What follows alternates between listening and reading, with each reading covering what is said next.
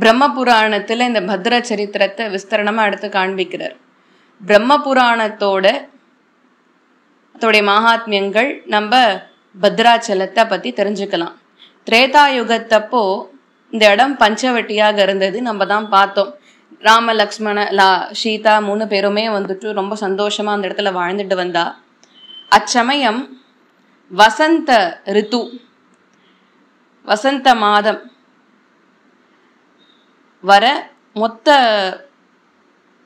வனமும் பச்சை பசேல்னு ரொம்ப அத்தியாச்சரியமா குளிர்ச்சியா சந்தோஷத்தை கொடுத்துட்டு இருந்தது. அப்ப சீத்தை ராமரிடத்துல விண்ணப்பிச்சாலாம், பாருங்க எவ்வளவு அழகா இருக்கு இந்த வனம்.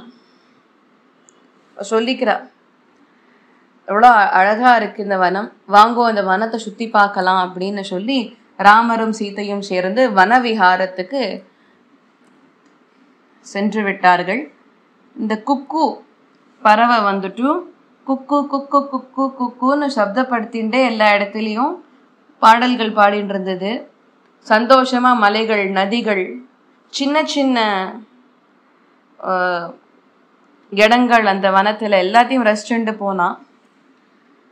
அங்க இருக்கிற மான்களை எல்லாம் பார்த்துட்டு அழகா எவ்வளோ அத்தியாச்சரியமா துள்ளி துள்ளி குதிச்சு அழகா போறது பாருங்கன்னு ரசிச்சுட்டே போறா.